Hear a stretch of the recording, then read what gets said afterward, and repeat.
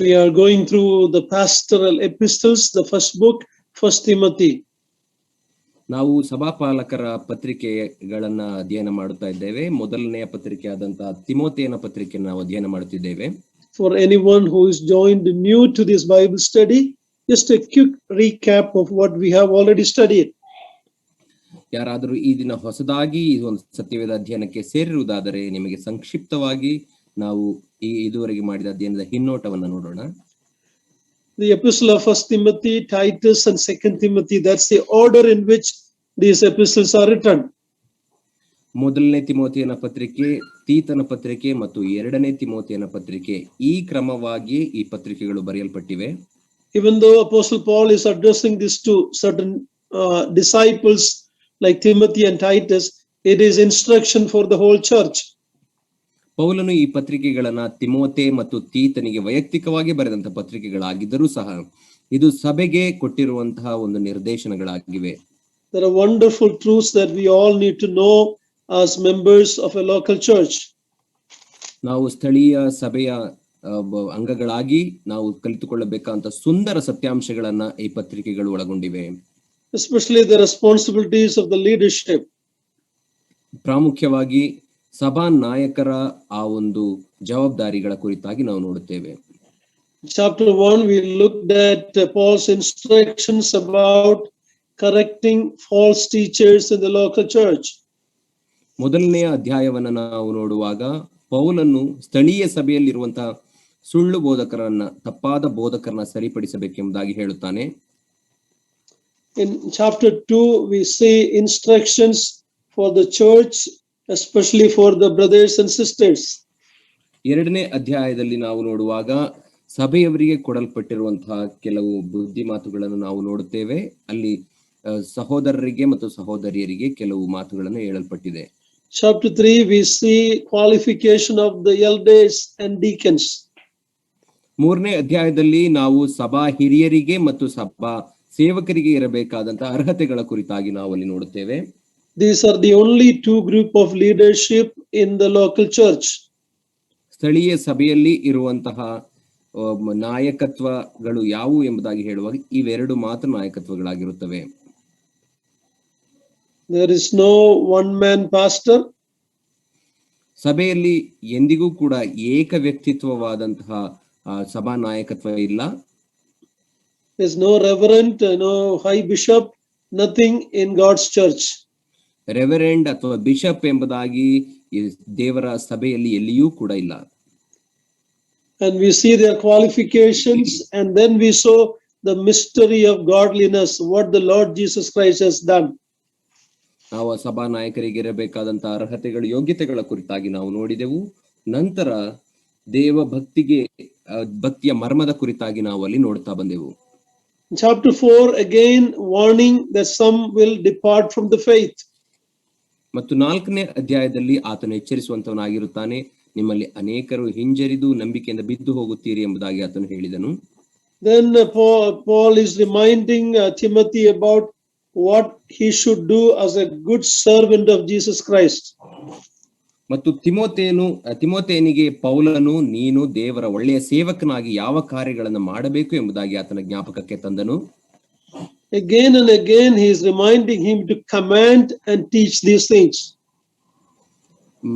ಪುನಃ ಪೌಲನು ತಿಮೋಥೆಯನಿಗೆ ಈ ವಾಕ್ಯಗಳನ್ನ ಆಜ್ಞಾರೂಪಕವಾಗಿ ಬೋಧಿಸಬೇಕು ಎಂಬುದಾಗಿ ಆತನು ಹೇಳುತ್ತಿದ್ದಾನೆ. A servant of God is given authority by none other than God himself. ದೇವರ ಸೇವಕರಿಗೆ ಕೊಡಲ್ಪಟ್ಟಿರುವಂತಹ ಆ ಒಂದು ಅಧಿಕಾರ ಅದು ದೇವರಿಂದಲೇ ಕೊಡಲ್ಪಟ್ಟಂತ ಅಧಿಕಾರವಾಗಿದೆ. It is not their own authority, but authority on the basis of the word of God. ಅದು ಅವರಿಗೆ ವೈಯಕ್ತಿಕವಾದಂತ ಅಧಿಕಾರವಲ್ಲ, ಬದಲಾಗಿ ದೇವರಿಂದ ದೇವರ ವಾಕ್ಯಾನುಸಾರವಾಗಿ ಕೊಡಲ್ಪಟ್ಟಂತ ಅಧಿಕಾರವಾಗಿರುತ್ತದೆ.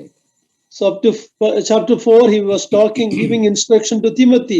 When you come to chapter 5, how Timothy should deal with a different age group, different believers in the local assembly. ನಾಲ್ಕನೇ ಅಧ್ಯಾಯದವರೆಗೆ ಪೌಲನು ತಿಮೋಥೆಯನಿಗೆ ಈ ರೀತಿ ನಿರ್ದೇಶಗಳನ್ನು ಕೊಡುತ್ತಾ ಬರುತ್ತಾನೆ. 5ನೇ ಅಧ್ಯಾಯಕ್ಕೆ ಬರುವಾಗ ಸಭೆಯಲ್ಲಿ ಇರುವಂತಹ ಬೇರೆ ವಿಧವಾದಂತಹ ಗುಂಪಿನ ಜನಗಳನ್ನ ವಯಸ್ಸಿಗೆ ತಕ್ಕ ಜನಗಳಿಗೆ ಯಾವ ರೀತಿ ಆತನು ನಡೆಸಿಕೊಳ್ಳಬೇಕು ಎಂಬುದಾಗಿ ಹೇಳುತ್ತಾ ಬಂದನು. Older men, older sisters and younger sisters. ಹಿರಿಯ ಸಹೋದರರು, ಹಿರಿಯ ಸಹೋದರಿಯರು ಮತ್ತು ಯೌವನಸ ಸಹೋದರರು, ಸಹೋದರಿಯರ ಕುರಿತಾಗಿ ನಿರ್ದೇಶನಗಳನ್ನು ಕೊಟ್ಟನು. Then verse 3 to 15 we looked at the important teachings about church's responsibility to widows, especially those who are really needy widows. 5ನೇ ಅಧ್ಯಾಯದ 3ರಿಂದ 15ನೇ ವಚನದವರೆಗೆ ನಾವು ನೋಡುವಾಗ ಸಭೆಯಲ್ಲಿ ಇರುವಂತಹ ವಿಧವೆಯರ ಕುರಿತಾಗಿ ಆತನ ನಿರ್ದೇಶನಗಳನ್ನ ಕೊಡುವಂತವನಾಗಿರುತ್ತಾನೆ. ಪ್ರಾಮುಖ್ಯವಾಗಿ ಅವಶ್ಯಕತೆ ಇರುವಂತಹ ವಿಧವೆಯರಿಗೆ ಯಾವ ರೀತಿ ಆತನು ನೋಡಿಕೊಳ್ಳಬೇಕು ಎಂಬುದಾಗಿ ಹೇಳುತ್ತಾ ಬಂದನು. From the very beginning of the church, it looks like local church had a concern for really genuine widows. We see that from the very beginning, Acts chapter 6. ಸಭೆಯು ಪ್ರಾರಂಭವಾದಾಗಿಲಿಂದನೇ ಸಭೆಯಲ್ಲಿ ವಿಧವೆಯರು ಇದ್ದರು ಮತ್ತು ವಿಧವೆಯರ ಕುರಿತಾಗಿ ಆಸಕ್ತಿಯಿಂದ ಅವರಿಗೆ ಸೇವೆ ಮಾಡಬೇಕು ಎಂಬುದಾಗಿ ನಾವು ನೋಡುವಂತವರಾಗಿರುತ್ತೇವೆ. ಅದನ್ನ ಅಪೊಸ್ತಲರ ಕೃತ್ಯ 6ನೇ ಅಧ್ಯಾಯದಲ್ಲಿಯೂ ಕೂಡ ನಾವು ನೋಡುವಂತವರಾಗಿರುತ್ತೇವೆ. And if a widow has to be helped by the local church, what is the qualification that she should have? ಒಬ್ಬ ವಿಧವೆಯು ಅಗತ್ಯವಿರುವಂತಹ ವಿಧವೆಗೆ ಸ್ಥಳೀಯ ಸಭೆಯು ಸಹಾಯ ಮಾಡಬೇಕಾದರೆ ಆ ವಿಧವೆಗೆ ಇರಬೇಕಾದಂತಹ ಅರ್ಹತೆಗಳನ್ನು ಕೂಡ ನಾವು ನೋಡುತ್ತಾ ಬಂದೆವು. It also talked about the family's responsibility. If the widow has family members, it is their responsibility. If you don't take care of your own need in the family, Bible says you are worse than an unbeliever. ಮತ್ತು ಆ ವಿಧವೆಗೆ ಒಂದು ವೇಳೆ ಕುಟುಂಬವು ಇರುವುದಾದರೆ ಆ ಕುಟುಂಬವೇ ಆ ವಿಧವೆಯ ಯೋಗಕ್ಷೇಮವನ್ನು ನೋಡಿಕೊಳ್ಳಬೇಕು. ಒಂದು ವೇಳೆ ಅಂತಹ ಕುಟುಂಬದವರು ಆ ವಿಧವೆಯ ಯೋಗಕ್ಷೇಮವನ್ನು ನೋಡಿಕೊಳ್ಳದೆ ಹೋದರೆ ಅವರು ಅಪನಂಬಿಗಸ್ತರಿಗಿಂತಲೂ ಅವಿಶ್ವಾಸಿಗಳಿಗಿಂತಲೂ ಕಡೆ ಎಂಬುದಾಗಿ ಪೌಲನು ಹೇಳುತ್ತಾ ಬಂದನು. Then he also told about young widows. They have lot, if the church support them, they will have a lot of free time. They will go from house to house, create gossiping and unnecessarily talk. So Paul is reminding such ones, you marry and again raise a family. Younger widows, Paul is telling, get married rather than causing dishonor to God's name and the church. ಆತನು ಪ್ರಾಯದ ವಿಧವೆಯರಿಗೆ ಹೇಳುವಂತದ್ದೇನೆಂದರೆ, ಪ್ರಾಯದ ವಿಧವೆಯರಿಗೆ ಹೆಚ್ಚು ಸಮಯವಿರುವುದರಿಂದ ಅವರು ಮನೆಗಳಿಗೆ ತೆರಳಿ ಅವರು ಅಲ್ಲಸಲ್ಲದ ಮಾತುಗಳನ್ನ ಆಡುವವರಾಗಿರುವುದರಿಂದ ಶೋಧನೆಗೆ ಒಳಗಾಗುವ ಕಾರಣದಿಂದ ಮದುವೆಯಾಗಬೇಕು ಎಂಬುದಾಗಿ ಆತನು ಪ್ರಾಯದ ವಿಧವೆಯರಿಗೆ ಹೇಳುವಂತವನಾಗಿರುತ್ತಾನೆ. Don't give burden to the local church. ಸ್ಥಳೀಯ ಸಭೆಗೆ ನೀವು ಭಾರವಾಗಿರಬೇಡ್ರಿ ಎಂಬುದಾಗಿ ಆತನು ಹೇಳುತ್ತಾನೆ. Then from verse 17 we looked at about elders in the church. ಮತ್ತು 17ನೇ ವಚನದಿಂದ ನಾವು ನೋಡುತ್ತಾ ಬಂದೆವು ಸಭೆಯಲ್ಲಿ ಇರುವಂತಹ ಹಿರಿಯರ ಅಥವಾ ಸಭೆಯ ಹಿರಿಯರ ಕುರಿತಾಗಿ ನಾವು ನೋಡುತ್ತಾ ಬಂದೆವು. Elders should be considered worthy of honor, especially those who labor in preaching and teaching. They should be considered double worthy of honor. ಸಭೆಯ ಹಿರಿಯರನ್ನ ನಾವು ನೋಡುವಾಗ ಸಭೆಯ ಹಿರಿಯರು ಪ್ರಾಮುಖ್ಯವಾಗಿ ಯಾರು ಬೋಧನೆಯಲ್ಲಿ ಮತ್ತು ವಾಕ್ಯೋಪದೇಶ ಮಾಡುವುದರಲ್ಲಿ ಇರುತ್ತಾರೋ ಅವರಿಗೆ ಹೆಚ್ಚಾದಂತಹ ಮಾನವನ್ನ ಕೊಡಬೇಕು ಎಂಬುದಾಗಿ ಆತನು ಹೇಳುವುದನ್ನು ನಾವು ನೋಡುತ್ತೇವೆ. Okay, so verse 17 says the church need to honor their elders, especially those who labor in teaching and preaching. ಮತ್ತು ಸಭೆಯಲ್ಲಿ ಇರುವಂತಹ ಹಿರಿಯರು ಪ್ರಾಮುಖ್ಯವಾಗಿ ಬೋಧಿಸುವುದರಲ್ಲಿ ಉಪದೇಶ ಮಾಡುವುದರಲ್ಲಿ ತಲ್ಲೀನರಾಗಿರುವಂತಹ ಹಿರಿಯರಿಗೆ ಹೆಚ್ಚಾದಂತಹ ಗೌರವವನ್ನು ಮಾನವನ್ನ ಸಲ್ಲಿಸಬೇಕು ಎಂಬುದಾಗಿ ಆತನು ಹೇಳಿದನು. This means even financial help. ಇದರ ಅರ್ಥ ಆರ್ಥಿಕ ಸಹಾಯವನ್ನ ಕೂಡ ಅಂತವರಿಗೆ ಮಾಡಬೇಕು ಎಂಬುದಾಗಿ ಆಗಿರುತ್ತದೆ. Because maybe they are spending their full time in serving the church and they should be honored. ಯಾಕೆಂದರೆ ಅವರು ಸಂಪೂರ್ಣವಾಗಿ ತಮ್ಮ ಸಮಯವನ್ನ ದೇವರ ಸೇವೆಗಾಗಿ ಅವರು ತೊಡಗಿಸಿರುವುದರಿಂದ ಅವರಿಗೆ ಸಹಾಯ ಮಾಡಬೇಕು ಆರ್ಥಿಕವಾಗಿ ಎಂಬುದಾಗಿ ನಾವು ನೋಡುತ್ತೇವೆ. Verse 18, Paul is quoting from the Old Testament and New Testament how an ox that should not be muzzled when it is treading the grain. 18ನೇ ವಚನದಿಂದ ನಾವು ನೋಡುವಾಗ ಪೌಲನು ಹಳೆಯ ಒಡಂಬಡಿಕೆಯಿಂದ ಕೆಲವು ವಾಚನ ಭಾಗಗಳನ್ನು ಹೇಳುತ್ತಾನೆ. ಕಣ ತುಳಿಯುವ ಎತ್ತಿನ ಬಾಯನ್ನ ಕಟ್ಟಬಾರದು ಎಂಬುದಾಗಿ ಆತನು ಹೇಳುತ್ತಾನೆ. That ox is laboring for you to have food, let it also eat some from that. ಆ ಎತ್ತು ನಿಮಗಾಗಿ ನಿಮ್ಮ ಆಹಾರ ಬೆಳೆಯುವುದಕ್ಕಾಗಿ ಅದು ಕಷ್ಟಪಟ್ಟು ದುಡಿಯುವುದಾಗಿರುವುದರಿಂದ ಅಂಥ ಎತ್ತಿಗೂ ಕೂಡ ಸ್ವಲ್ಪ ಆಹಾರ ತಿಂದರೂ ತೊಂದರೆ ಇಲ್ಲ ಎಂಬುದಾಗಿ ಆತನು ಹೇಳುತ್ತಾನೆ. And then Jesus said in Luke 10 that the laborer deserves his wages. ಮತ್ತು ಅದೇ ರೀತಿ ಆತನು ಆಳು ತನ್ನ ಕೂಲಿಗೆ ಯೋಗ್ಯನು ಎಂಬುದಾಗಿ ಆತನು ಹೇಳುತ್ತಾನೆ. ಲೂಕ 10ನೇ ಅಧ್ಯಾಯ, chapter 10. ಅಧ್ಯಾಯದಿಂದ ಆತನು ಹೇಳುತ್ತಾನೆ. Okay, when we come to verse 19, we will read 19 and 20. ನಾವು 19 ಮತ್ತು 20ನೇ ವಚನವನ್ನು ನಾವು ಓದಿಕೊಳ್ಳೋಣ. 1 ತಿಮೋಥಿ 5ನೇ ಅಧ್ಯಾಯ 19, 20ನೇ ವಚನ. ಸಭಾ ಹಿರಿಯನ ಮೇಲೆ ಯಾರಾದರೂ ದೂರು ಹೇಳಿದರೆ 2-3 ಸಾಕ್ಷಿಗಳಿದ್ದ ಹೊರತಾಗಿ ಅದನ್ನು ಮನಸ್ಸಿಗೆ ತೆಗೆದುಕೊಳ್ಳಬೇಡ. ಪಾಪದಲ್ಲಿ ನಡೆಯುವವರನ್ನು ಎಲ್ಲರ ಮುಂದೆಯೇ ಗದರಿಸು, ಇವರಿಂದ ಮಿಕ್ಕಾದವರಿಗೂ ಭಯ ಉಂಟಾಗುವುದು. We closed with this, I believe, last week. ನಾವು ಕಳೆದ ವಾರ ಈ ವಚನಗಳನ್ನ ಓದಿ ಮುಗಿಸಿದೆವು. Paul knew that those who are in leadership is a target of Satan. ಪೌಲನಿಗೆ ತಿಳಿದಿತ್ತು ಏನೆಂದರೆ ಸಭಾ ನಾಯಕತ್ವದಲ್ಲಿ ಇರುವವರು ಸೈತಾನನು ಅವರನ್ನ ಗುರಿ ಮಾಡಿಕೊಳ್ಳುತ್ತಾನೆ ಎಂಬುದಾಗಿ. When it comes to leadership, elders, there are sometimes false accusation, there are sometimes valid accusation. ಸಭಾ ನಾಯಕರ ಕುರಿತಾಗಿ ನಾವು ನೋಡುವಾಗ ಸಭಾ ನಾಯಕರ ಮೇಲೆ ಬರುವಂತಹ ದೂರುಗಳು ಕೆಲವು ಸಂದರ್ಭಗಳಲ್ಲಿ ತಪ್ಪಾದ ದೂರುಗಳಾಗಿರುತ್ತವೆ, ಇನ್ನು ಕೆಲವು ಸಂದರ್ಭಗಳಲ್ಲಿ ಸರಿಯಾದ ದೂರುಗಳಾಗಿರುತ್ತವೆ. You can see that even from the Old Testament leadership, Moses had to face a lot of accusation from Israelites. ನಾವು ಹಳೆಯ ಒಡಂಬಡಿಕೆಯ ನಾಯಕರುಗಳನ್ನು ನೋಡುವಾಗ ಅವರಲ್ಲಿಯೂ ಕೂಡ ಅದೇ ರೀತಿ ದೂರುಗಳು ಬಂದವು. ಮೋಶೆಯ ಕುರಿತಾಗಿ ನಾವು ನೋಡುವಾಗ ಇಸ್ರಾಯೇಲರು ಆತನ ವಿರುದ್ಧವಾಗಿ ಅನೇಕ ದೂರುಗಳನ್ನು ತಂದರು. If it is genuine accusation, there should be at least 2 or 3 witnesses. ಒಂದು ವೇಳೆ ಆ ದೂರು ಸರಿಯಾದ ದೂರಾಗಿರುವುದಾದರೆ ಆ ದೂರಿಗೆ ಸಹಾಯವಾಗುವ ಹಾಗೆ 2 ಅಥವಾ 3 ಜನ ಸಾಕ್ಷಿಗಳು ಇರಬೇಕು. Otherwise, don't entertain such accusation.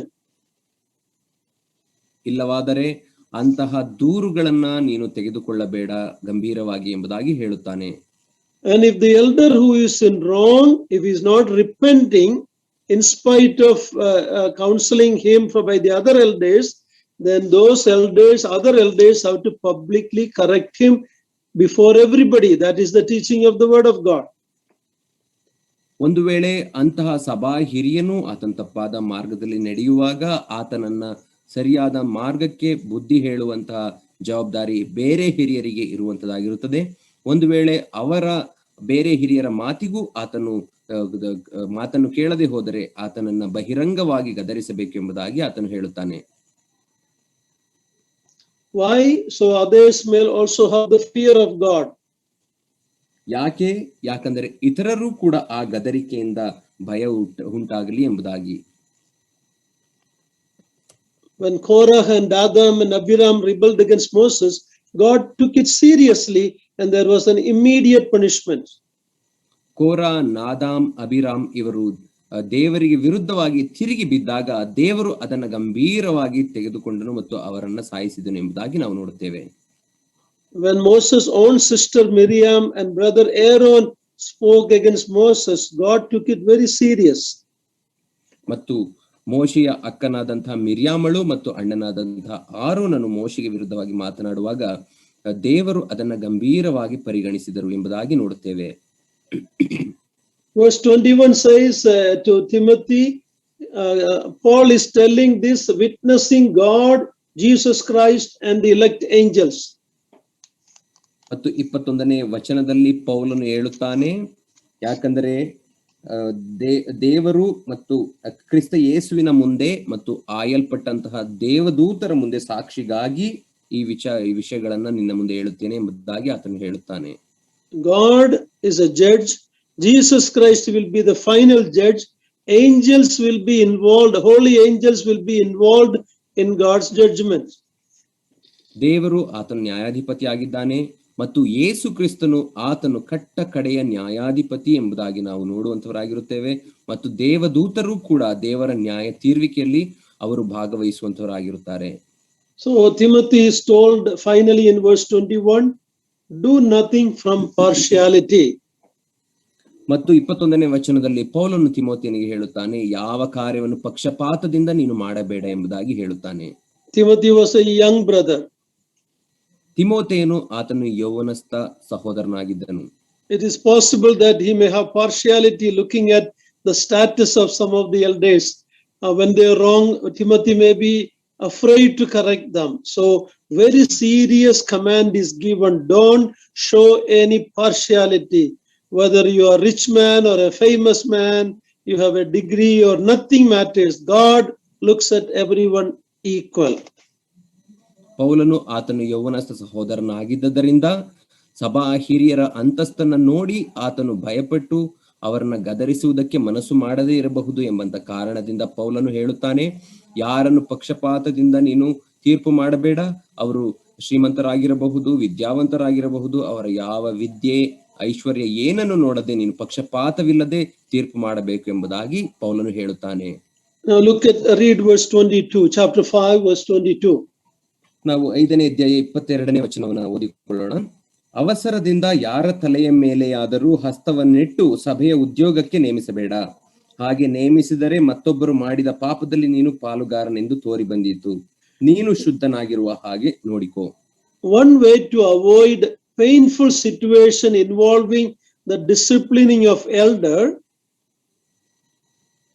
ಸಭಾ ನಾಯಕರುಗಳನ್ನ ಶಿಸ್ತಿಗೆ ಒಳಪಡಿಸುವುದರಲ್ಲಿ ಒಂದು ನೋವಿನ ಸಂಗತಿ ಇರುವುದು ಏನೆಂದರೆ, to avoid that, ಆ ಒಂದು ಆ ಶಿಸ್ತು ಪಡಿಸುವಂತಹ ಆ ಒಂದು ಮುಜುಗರವನ್ನ ತಪ್ಪಿಸುವುದಕ್ಕಾಗಿ be careful who you select as elders.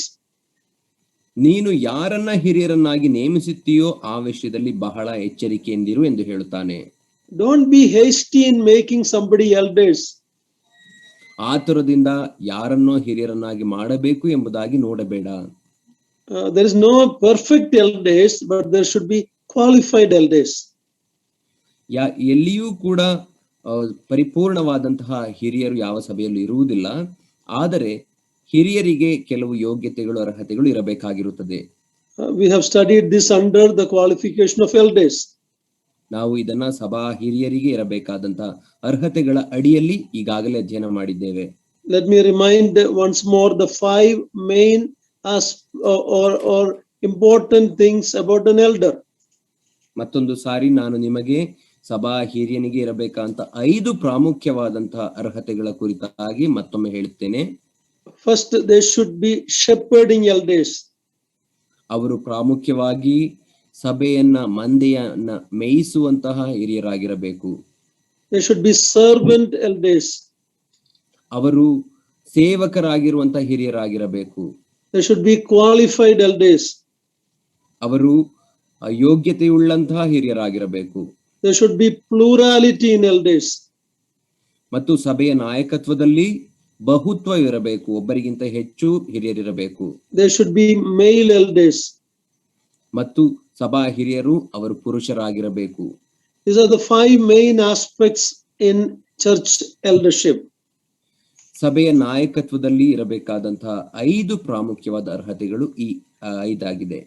If other elders are careful in these things, they will not hastily put somebody. Laying the hands means immediately appointing them as elders because he is famous, he is influential, he is from an old family, they have given a property to the church building. These are sometimes the reason why people are made elders. ಈ ಒಂದು 5 ಅರ್ಹತೆಗಳಿರುವಂತಹ ಹಿರಿಯರು ನಾಯಕರು ಸಭೆಯಲ್ಲಿ ಇರುವುದಾದರೆ ಅವರು ಬೇರೆ ಹಿರಿಯರುಗಳನ್ನು ನೇಮಿಸುವಾಗ ಆತುರಾತುರವಾಗಿ ನೇಮಿಸುವುದಿಲ್ಲ. ಕೆಲವು ಸಂದರ್ಭಗಳಲ್ಲಿ ಈತನು ನನಗೆ ಪರಿಚಿತನು, ಈತನು ಒಳ್ಳೆಯ ವ್ಯಕ್ತಿ ಎಂಬುದಾಗಿಯೋ, ಒಂದು ವೇಳೆ ಈತನು ನನ್ನ ಕುಟುಂಬಕ್ಕೆ ತಿಳಿದಿರುವಂತಹ ವ್ಯಕ್ತಿ ಎಂಬುದಾಗಿಯೋ, ಇನ್ನು ಕೆಲವು ಸಂದರ್ಭಗಳಲ್ಲಿ ಈತನು ಸಭೆಯ ಕಟ್ಟಡಕ್ಕಾಗಿ ಹೆಚ್ಚು ಹಣವನ್ನು ಕೊಟ್ಟಿದ್ದಾನೆ, ಆದ್ದರಿಂದ ಇವನನ್ನ ಹಿರಿಯನನ್ನಾಗಿ ನೇಮಿಸುವಂತ ಎಂಬಂತ ಈ ರೀತಿಯ ಅನೇಕ ಸಂದರ್ಭಗಳು ಬರುವಂತ ಸಾಧ್ಯತೆ ಉಂಟು. So if you are not hasty in laying hands, then you can avoid a lot of problem in the local church leadership. ಆದುದರಿಂದ ಕೈಯನ್ನ ಇಡುವಾಗ ತಲೆಯ ಮೇಲೆ ಆತುರವಾಗಿ ಕೈಯನ್ನ ಇಡದೆ ಹೋದರೆ ಇಂತಹ ತಪ್ಪನ್ನ ತಪ್ಪಿಸಬಹುದು. Otherwise you will be taking part in someone else's sin. ಇಲ್ಲವಾದರೆ ನೀವು ಇತರರ ಪಾಪದಲ್ಲಿ ಪಾಲುಗಾರರಾಗುವಂತವರಾಗಿರುತ್ತೀರಿ. So don't be hasty in selecting elders. ಆದ್ದರಿಂದಲೇ ಹಿರಿಯರುಗಳನ್ನ ನೇಮಿಸುವಾಗ ಆತುರಾತುರವಾಗಿ ನೇಮಿಸಬಾರದು. Keep yourself pure. That is the last part of verse 22. 22ನೇ ವಚನದ ಕಡೆಯ ಭಾಗದಲ್ಲಿ ನೀನು ಶುದ್ಧನಾಗಿರುವ ಹಾಗೆ ನೋಡಿಕೋ ಎಂಬುದಾಗಿ ಹೇಳುತ್ತಾನೆ. That is a wise counsel for all of us. ಅದು ನಮ್ಮೆಲ್ಲರಿಗೂ ಕೊಟ್ಟಿರುವಂತಹ ಒಂದು ಬುದ್ಧಿಯ ಮಾತಾಗಿರುತ್ತದೆ. One cannot deal with sin in another if my own life have sin. ನಾನು ಇತರರ ಪಾಪದ ಜೀವಿತದ ಕುರಿತಾಗಿ ತೀರ್ಪು ಮಾಡಲಿಕ್ಕೆ ಸಾಧ್ಯವಿಲ್ಲ ಒಂದು ವೇಳೆ ನನ್ನ ಜೀವಿತವೇ ಪಾಪದಿಂದ ತುಂಬಿರುವುದಾದರೆ. Verse 23 and 24. 23 ಮತ್ತು 24ನೇ ವಚನವನ್ನು ನಾವು And 25 also. ಇನ್ನು ಮೇಲೆ 23, 24, 25 ಇನ್ನು ಮೇಲೆ ನೀರನ್ನು ಮಾತ್ರ ಕುಡಿಯುವವನಾಗಿರದೆ ನಿನ್ನ ಅಜೀರ್ಣದ ಮತ್ತು ನಿನಗೆ ಆಗಾಗ್ಗೆ ಉಂಟಾಗುವ ಅಸ್ವಸ್ಥತೆಯ ಪರಿಹಾರಕ್ಕಾಗಿ ದ್ರಾಕ್ಷಾರಸವನ್ನು ಸ್ವಲ್ಪವಾಗಿ ತೆಗೆದುಕೋ. ಕೆಲವರ ಪಾಪಕೃತ್ಯಗಳು ಪ್ರಸಿದ್ಧವಾಗಿದ್ದು ಅವರು ಇಂಥವರೆಂದು ಮೊದಲೇ ತಿಳಿಯಪಡಿಸುತ್ತವೆ. ಬೇರೆ ಕೆಲವರ ಪಾಪಕೃತ್ಯಗಳು ಮರೆಯಾಗಿದ್ದು ತರುವಾಯ ತಿಳಿದು ಬರುತ್ತದೆ. ಹಾಗೆಯೇ ಕೆಲವರ ಸತ್ಕ್ರಿಯೆಗಳು ಪ್ರಸಿದ್ಧವಾಗಿವೆ, ಬೇರೆ ಕೆಲವರ ಸತ್ಕ್ರಿಯೆಗಳು ಅಪ್ರಸಿದ್ಧವಾಗಿದ್ದರೂ ಮರೆಯಾಗಿರಲಾರವು. Timothy traveled with Paul in the missionary journey. ತಿಮೋಥೆಯನು ಪೌಲನೊಟ್ಟಿಗೆ ಆತನ ಸೇವೆಯ ಒಂದು ಪ್ರಯಾಣದಲ್ಲಿ ಆತನೊಟ್ಟಿಗೆ ಪ್ರಯಾಣಿಸಿದ್ದನು. Looks like Timothy knew that Paul knew that Timothy used to get frequent stomach upset. ಪೌಲನಿಗೆ ತಿಮೋಥೆಯ ಕುರಿತಾಗಿ ತಿಳಿದಿತ್ತು ಏನೆಂದರೆ ತಿಮೋಥೆಗೆ ಆಗಾಗ ಅಜೀರ್ಣದ ಸಮಸ್ಯೆ ಇತ್ತು ಎಂಬುದಾಗಿ ನಾವು ನೋಡುತ್ತೇವೆ. So he is suggesting that he take a little wine. ಆದ್ದರಿಂದಲೇ ಪೌಲನು ತಿಮೋಥೆಯನಿಗೆ ಹೇಳುತ್ತಾನೆ, ನೀನು ಸ್ವಲ್ಪ ದ್ರಾಕ್ಷಾರಸವನ್ನ ಕುಡಿ ಎಂಬುದಾಗಿ. This advice should not be taken wrong, okay? ಪೌಲನು ಕೊಡುವಂತಹ ಈ ಒಂದು ಹೇಳಿಕೆಯನ್ನ ತಪ್ಪಾಗಿ ತೆಗೆದುಕೊಳ್ಳಬಾರದು. This instruction applies only to using wine for medicinal purpose. ಈ ಒಂದು ಪೌಲನು ಕೊಡುವಂತ ಈ ಒಂದು ಹೇಳಿಕೆ ಅದು ದ್ರಾಕ್ಷಾರಸವನ್ನ ಔಷಧೀಯ ರೂಪದಲ್ಲಿ ತೆಗೆದುಕೊಳ್ಳುವುದಕ್ಕೆ ಮಾತ್ರ ಅನ್ವಯವಾಗುತ್ತದೆ. If you have a weakness with wine, don't drink it. ನೀವು ಒಂದು ವೇಳೆ ದ್ರಾಕ್ಷಾರಸವನ್ನ ಕುಡಿಯುವ ವಿಷಯದಲ್ಲಿ ಬಲಹೀನರಾಗಿರುವುದಾದರೆ ಅದನ್ನ ಒಂದು ವೇಳೆ ಚಟವಾಗಿ ಮಾಡಿಕೊಳ್ಳುವುದಾದರೆ ಅಂತದನ್ನ ಕುಡಿಯಲಿಕ್ಕೆ ಹೋಗಬೇಡಿ. One of the gift of the Holy Spirit is self-control. ಪವಿತ್ರಾತ್ಮನ ಇನ್ನೊಂದು ಆ ಒಂದು ವರ ಏನಾಗಿದೆ ಎಂಬುದಾಗಿ ನಾವು ನೋಡುವಾಗ ಅದು ಸ್ವನಿಗ್ರಹ ಅಥವಾ ಶಮೆದಮೆ ಎಂಬುದಾಗಿ ನೋಡುತ್ತೇವೆ. Now there is another truth we can learn from this verse. ಈ ಒಂದು ವಚನ ಭಾಗದಿಂದ ನಾವು ಕಲಿತುಕೊಳ್ಳಬಹುದಾದಂತಹ ಇನ್ನೊಂದು ಸತ್ಯಾಂಶವಿದೆ. It sheds some light on divine healing. ಇದು ದೈವಿಕವಾದಂತಹ ಸ್ವಸ್ಥತೆಯ ಮೇಲೆ ಬೆಳಕನ್ನ ಬೀರುವಂತದ್ದಾಗಿದೆ. Much earlier we see Paul healing lot of people. ಹಿಂದಿನ ಆತನ ಸೇವೆಯ ಪ್ರಾರಂಭದಲ್ಲಿ ನಾವು ನೋಡುತ್ತೇವೆ ಪೌಲನು ಅನೇಕರನ್ನ ಅವರ ರೋಗಗಳಿಂದ ಗುಣಪಡಿಸಿದನು. By the hand of the apostles, miracles and wonders and signs were happening. ಅಪೊಸ್ತಲರ ಕೈಗಳಿಂದ ಅದ್ಭುತ ಕಾರ್ಯಗಳು, ಗುಣಪಡಿಸುವಿಕೆ, ಇನ್ನು ಸೂಚಕ ಕಾರ್ಯಗಳನ್ನ ದೇವರು ನಡೆಸುತ್ತಾ ಬಂದರು. But when it comes to these epistles, looks like that gift was going down. Paul could have told him, "I am sending my handkerchief. Put it on your stomach." He could have said like that. But now he is telling, "Drink a little medicine." ಈ ಪತ್ರಿಕೆಗಳ ಕುರಿತಾಗಿ ನಾವು ನೋಡುವಾಗ ಈ ಪತ್ರಿಕೆಗಳಿಗೆ ಬರುವಾಗ ಅಪೋಸ್ತಲರ ಆ ಒಂದು ಗುಣಪಡಿಸುವ ಶಕ್ತಿ ಅದು ಕಡಿಮೆ ಆಗಿರುವ ಹಾಗೆ ನಮಗೆ ಕಾಣುತ್ತದೆ. ಒಂದು ವೇಳೆ ಪೌಲನು ತಿಮೋಥೆಯನಿಗೆ ನನ್ನ ಒಂದು ಕೈವಸ್ತ್ರವನ್ನ ನಿನಗೆ ಕೊಡುತ್ತೇನೆ, ಅದನ್ನು ನಿನ್ನ ಹೊಟ್ಟೆ ಮೇಲೆ ಇಟ್ಟುಕೋ, ವಾಸಿಯಾಗುತ್ತದೆ ಎಂಬುದಾಗಿ ತಿಮೋಥೆಯನಿಗೆ ಹೇಳಬಹುದಿತ್ತು. So even the gift of miracle and healing was reducing as the epistles were more written. That apostles also, they did not heal everybody. ಮತ್ತು ಈ ಪತ್ರಿಕೆಗಳು ಬರೆಯಲ್ಪಡುವಾಗ ಅಪೋಸ್ತಲರಿಂದ ಅವರ ಗುಣಪಡಿಸುವಂತಹ ಶಕ್ತಿ ಕೂಡ ಕಡಿಮೆಯಾಗುತ್ತಾ ಬಂತು ಮತ್ತು ಅವರು ಎಲ್ಲರನ್ನೂ ಕೂಡ ಗುಣಪಡಿಸಲಿಕ್ಕೆ ಸಾಧ್ಯವಾಗಲಿಲ್ಲ. And even Paul himself had a problem, a thorn in the flesh. He prayed 3 times and the Lord said, my grace is sufficient for you. ಮತ್ತು ಪೌಲನು ಕೂಡ ಆತನ ಕುರಿತಾಗಿ ಹೇಳುತ್ತಾನೆ, ಒಂದು ಶೂಲವು ನನ್ನ ಒಂದು ಮಾಂಸದಲ್ಲಿ ನಾಟಿದೆ ಎಂಬುದಾಗಿ ಆತನು ಹೇಳುತ್ತಾನೆ. ನಾನು 3 ಸಾರಿ ಕರ್ತನಿಗೆ ಪ್ರಾರ್ಥನೆ ಮಾಡಿದನು ಈ ಶೂಲವನ್ನು ತೆಗೆಯಬೇಕು ಎಂಬುದಾಗಿ, ದೇವರು ನನ್ನ ಕೃಪೆಯೇ ನಿನಗೆ ಸಾಕು ಎಂಬುದಾಗಿ ಹೇಳಿದನು ಎಂಬುದಾಗಿ ಪೌಲನು ಹೇಳುತ್ತಾನೆ. So if Paul was able to do all the healing all the time in his ministry, he wouldn't have said like this. ಪೌಲನು ಒಂದು ವೇಳೆ ತನ್ನ ಸೇವೆಯ ಒಂದು ಜೀವಿತಾವಧಿಯಲ್ಲಿ ಎಲ್ಲರನ್ನೂ ಕೂಡ ಮತ್ತು ಯಾವಾಗಲೂ ಗುಣಪಡಿಸುವಂತಹ ಶಕ್ತಿ ಇರುವುದಾದರೆ ಈ ಮಾತನ್ನ ಆತನು ಹೇಳಲಿಕ್ಕೆ ಸಾಧ್ಯವಿರುತ್ತಿರಲಿಲ್ಲ. So it's not wrong for a believer to take medicine, like some of the Pentecostal groups will say, don't drink medicine, it is sin. Don't buy. Jesus said the sick need the doctor. ಆದ್ದರಿಂದಲೇ ವಿಶ್ವಾಸಿಗಳಾದಂತಹ ನಾವು ಔಷಧಿಗಳನ್ನ ನಮ್ಮ ರೋಗ ಗುಣಪಡಿಸುವುದಕ್ಕಾಗಿ ತೆಗೆದುಕೊಳ್ಳುವುದರಲ್ಲಿ ತಪ್ಪೇ ಇಲ್ಲ. ಪೆಂಟಕೋಸ್ಟಲ್ ಸಭೆಯವರು ಇನ್ನು ಕೆಲವರು ಹೇಳುವ ಪ್ರಕಾರ ಔಷಧಿಗಳನ್ನು ತೆಗೆದುಕೊಳ್ಳಬೇಡಿರಿ, ಅದು ಪಾಪ ಎಂಬುದಾಗಿ ಹೇಳುತ್ತಾರೆ. ಆದರೆ ಅದು ತಪ್ಪು. ಯಾಕೆಂದ್ರೆ ಯೇಸು ಕ್ರಿಸ್ತನು ತಾನೇ ರೋಗಿಗೆ ವೈದ್ಯನ ಅವಶ್ಯಕತೆ ಇದೆ ಎಂಬುದಾಗಿ ಹೇಳುವುದನ್ನು ನಾವು ನೋಡುತ್ತೇವೆ. I know a doctor is translating my words. ವೈದ್ಯನಾದಂತ ಸಹೋದರರು ಈ ನನ್ನ ವಚನಗಳನ್ನು ಕನ್ನಡಕ್ಕೆ ತರ್ಜುಮೆ ಮಾಡುತ್ತಿದ್ದಾರೆ. God has given them the knowledge to give medicines. Make use of it. ದೇವರು ವೈದ್ಯರಿಗೆ ಔಷಧಿಯನ್ನ ಕೊಡುವಂತಹ ಆ ಒಂದು ಜ್ಞಾನವನ್ನ ಕೊಟ್ಟಿದ್ದಾನೆ. ಆದ್ದರಿಂದ ಅದನ್ನು ಉಪಯೋಗಿಸಿಕೊಳ್ಳಬೇಕು. God can heal in different ways. ದೇವರು ಅನೇಕ ರೀತಿಯಲ್ಲಿ ಸ್ವಸ್ಥತೆಯನ್ನ ಕೊಡಲಿಕ್ಕೆ ಸಾಧ್ಯ ಉಂಟು. Miraculously he can heal. ಆತನು ಅದ್ಭುತವಾಗಿ ಕೆಲವರನ್ನು ಗುಣಪಡಿಸಬಹುದು. He can heal through doctors. ಆತನು ವೈದ್ಯರ ಮೂಲಕ ಗುಣಪಡಿಸಬಹುದು. Sometimes our body itself has built-in system to heal it by itself.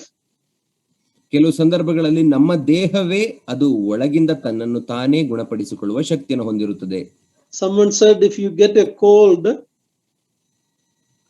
ಕೆಲವು ಯಾರೋ ಒಬ್ಬರು ಹೇಳಿದರು, ನಿನಗೆ ಒಂದು ವೇಳೆ ಶೀತವಾಗುವುದಾದರೆ ನೆಗಡಿ ಏನು ಹೇಳ್ತಾನೆ, ನೆಗಡಿ ಏನು ನೆಗಡಿ ಬಂದ್ರೆ you go to doctor, it will heal in 7 days.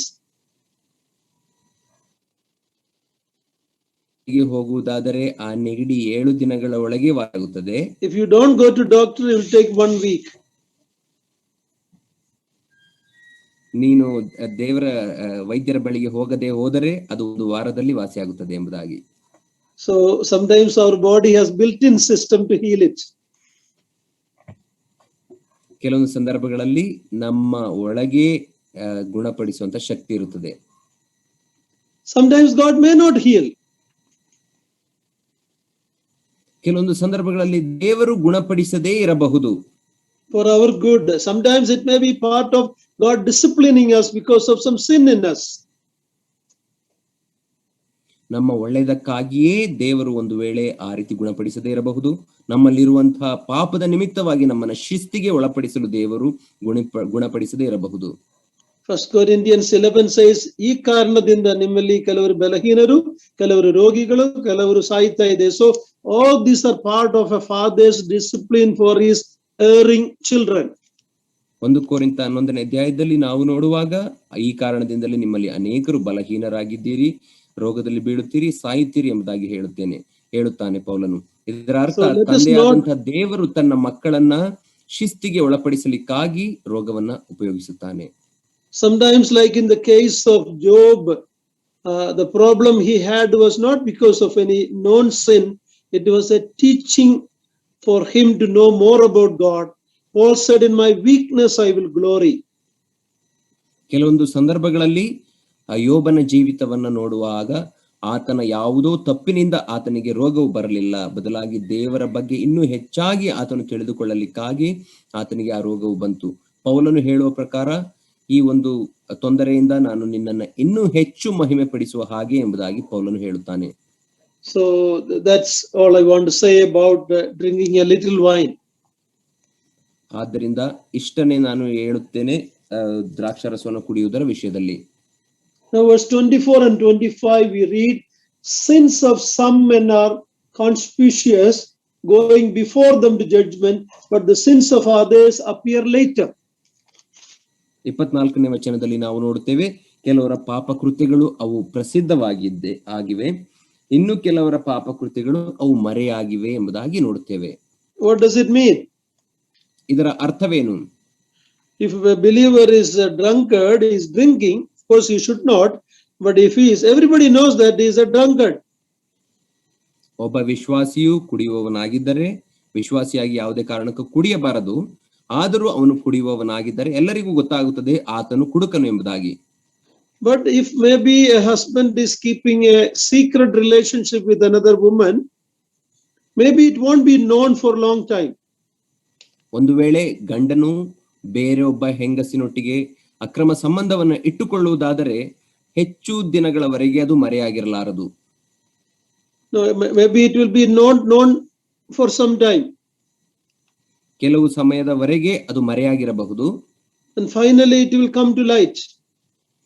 ಆದರೆ ಕೊನೆಯದಾಗಿ ಅದು ಬೆಳಕಿಗೆ ಬರುವಂತದಾಗಿರುತ್ತದೆ. I don't know how many of you know, there was a very great apologist in US, well-known man. I think most of you know him. He was considered the greatest apologist, great man, but after he died, so many sexual scandals have come against him. ಅಮೆರಿಕದಲ್ಲಿ ಇರುವಂತಹ ಒಂದು ದೈವಶಾಸ್ತ್ರವನ್ನ ಅಥವಾ ಕ್ರೈಸ್ತತ್ವಕ್ಕೆ ಪರವಾಗಿ ವಾದಿಸುವಂತಹ ಒಬ್ಬ ಸೇವಕರು, ಅವರು ಈಗ ತಾನೇ ಸತ್ತು ಹೋದರು. ಆ ಸೇವಕರು ಸತ್ತ ನಂತರ ಅವರ ವಿರುದ್ಧವಾಗಿ ಅನೇಕ ಆ ಒಂದು ಲೈಂಗಿಕ ದೂರುಗಳು, ಲೈಂಗಿಕ ಅಪರಾಧದ ಕುರಿತಾಗಿ ದೂರುಗಳು ಕೇಳಿ ಬರ್ತಾ ಇದೆ. It brought a lot of shame to the Lord's name or disgrace to the Lord's name.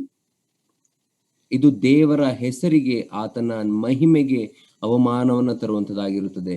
He is not alive to justify or argue his case now. He is dead and gone.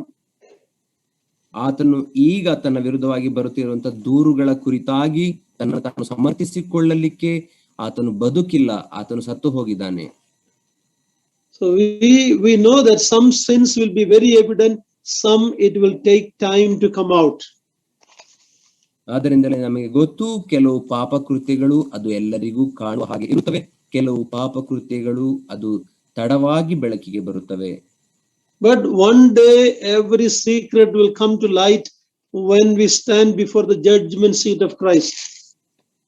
ಆದರೆ ನಮಗೆ ಗೊತ್ತು, ನಮ್ಮ ಎಲ್ಲಾ ಪಾಪ ಕೃತ್ಯಗಳು ಅವು ಬೆಳಕಿಗೆ ಬರುವಂತದಾಗಿರುತ್ತವೆ ನಾವು ಯಾವಾಗ ಕ್ರಿಸ್ತನ ನ್ಯಾಯಸ್ಥಾನದ ಮುಂದೆ ನಿಲ್ಲುತ್ತೇವೋ ಆವಾಗ.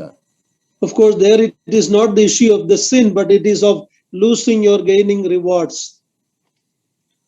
ನಮಗೆ ಗೊತ್ತು, ಕ್ರಿಸ್ತನ ನ್ಯಾಯಸ್ಥಾನದ ಮುಂದೆ ನಿಲ್ಲುವಾಗ ಪಾಪದ ಕುರಿತಾಗಿ ಅದು ನ್ಯಾಯ ವಿಚಾರಣೆ ಅಲ್ಲ, ಬದಲಾಗಿ ನಾವು ಬಿರುದನ್ನ ಪಡೆದುಕೊಳ್ಳುವುದು ಮತ್ತು ಕಳೆದುಕೊಳ್ಳುವುದರ ವಿಷಯವಾಗಿರುತ್ತದೆ ಅದು.